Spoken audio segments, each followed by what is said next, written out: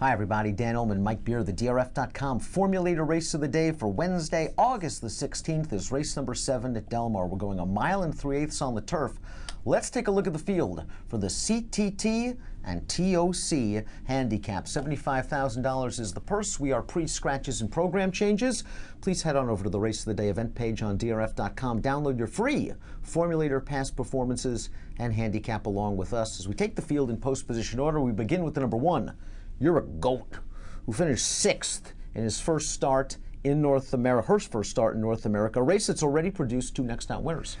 Yeah, it'll different be pace scenario this time around. It should be a different pace scenario. She'll get more distance to work with. It could help her. I like horses like her anyway. Dan, she was started getting good at her last couple starts as a 3-year-old. She came as a 2-year-old. She came back after a little bit of a break, improved again towards the end of the year. I watched that last race. She didn't break great. She's last until the top of the stretch, and then racing on to the finish. I just feel like perfect prep race for this horse to stretch out. I think it's a really good point. I think everything you said is spot on. I mean, 4 out of the last 5 starts overseas, a winner. It looked like she just got good and figured it out, perhaps coinciding with a little bit of a stretch out in distance as well. And you're right, like many European horses, she didn't break very well last time out. There was no pace for her to run at. But you're right, ran on at the end of the race with some interest. She's going to get pace in this race. You can't help but not get pace in here. And she's going to be a price. She's 8-1 on the morning line. The number 2 is Dream Archer. I've always been a fan of Dream Archer, but I have to admit, I'm sure when Jerry Hollendorfer entered her in this spot, he didn't expect it to come up this tough. Yeah. Because this is kind of a legitimate grade 3 kind of race, masquerading as a $75,000. Dream Archer 1-2 starts back at Golden Gate. I think the distance is a little bit long for her, and I think just from a class standpoint, she's up against it. I just thought it came up a little too tough for her. And, it's hard to just say she doesn't want to go this far. The 2 times they really tried to stretch her out just came against better horses. But I still feel like she may not want to go this far. The number 3 is Responsible for Love, who just missed last time out in the possibly perfect stakes going 1.25 miles, and it just appears the plan right now is just go as fast as you can, as far as you can, and open up a big lead. Good idea, at least on the turf, you're going to open up 6. That September stars, it's a shame things didn't work out for her. She was very, very talented. She was odds on in the possibly perfect, and if not for her, Responsible for Love wins that race. The advantage that she has in this race is she has recency over several of her major contenders.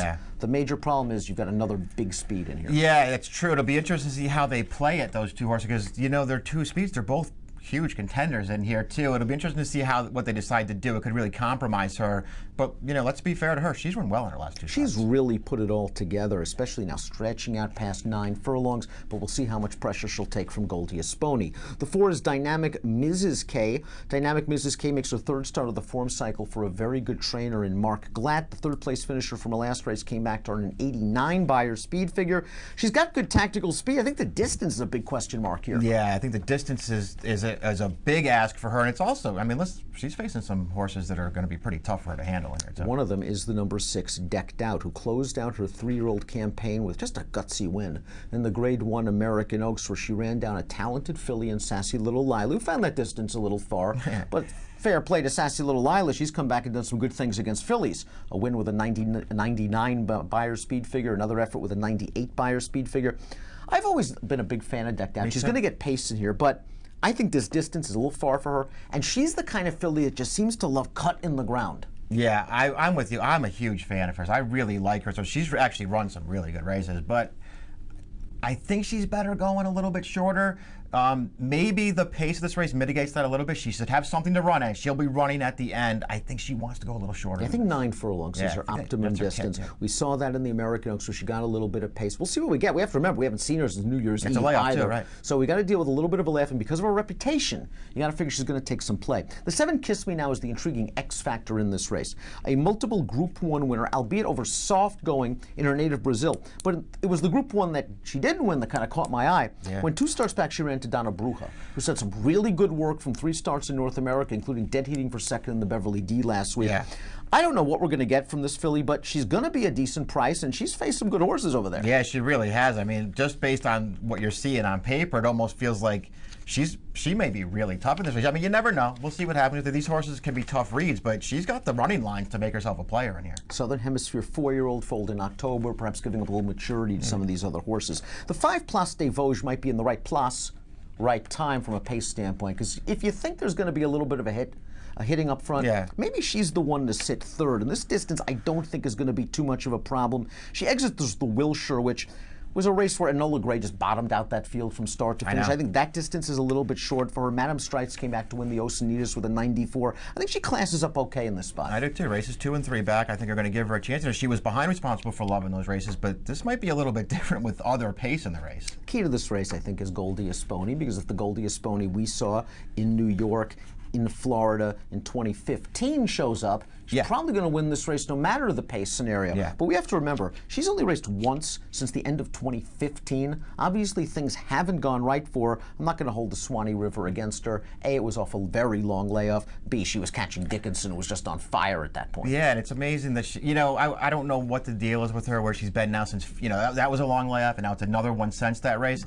I actually remember watching that race thinking, what a great place to start for Goldie Esponi off that long layoff. She actually ran pretty well in there, and I was very interested to see what would happen with her after that. She didn't come back and run, and now she's on the West Coast. She's the class of the race. I don't think there's any doubt about that. But do you get the feeling that she is just an absolutely need the lead type? Yeah, well, she might be able to win without the lead, but that's when she got good. When Chad decided, you know what, we're gonna send her along, we're gonna put her on the front. That's when she got good. So I just wonder if she can win without it, but I don't know if she's at her best without it. Can she make the front? Let's see what our friends at Timeform US have to say.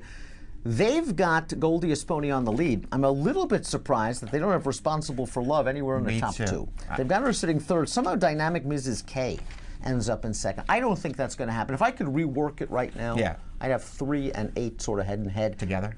I have a feeling that Goldie Esponi off the bench, first time Baffert, she's going to sit. She's going to concede it. Yeah? Sit and track that horse. I think Bob's probably just looking for a good effort. Okay.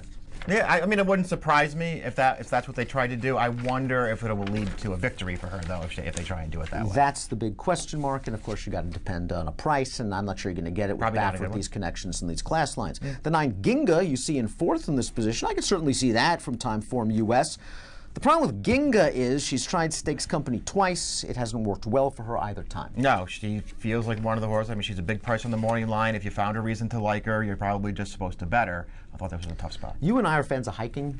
We've liked her in the past. She was stakes placed last year at Santa Anita, and since that possibly perfect, she has not been good at all. Yeah, I don't like her recent form. Boy, did I do some chasing of her last year. I'm with you. She's okay. If she gets the right trip, she can get a piece of this. I don't like her recent races. Pick time for the Wednesday formulator race of the day, the CTT and Toc Handicap. You're a goat.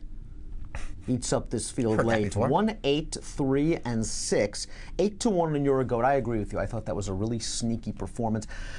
I'm going to give Goldie Esponi and Baffert the benefit of the doubt here. I think Decked Out's going to at least take a little bit of money. I think the other speed's going to take a little bit of money. Just from a class and fig standpoint, if you could get 7-2 or 3-1 on Goldie Esponi, I think that's fair. Well, she's the best horse in the race. I don't know if you're going to get her. She may not get the best trip. I might not get the best trip. I don't know if you're getting her best race here, but she's probably the best horse. 1, 8, 3, and 6 for Mike, I believe that is? Yes. 8, 3, 6 for me in the CTT and Toc Handicap, your formulator race of the day for Wednesday. If you're betting the Del Mar Wednesday card from home, please sign up to DRF Bets.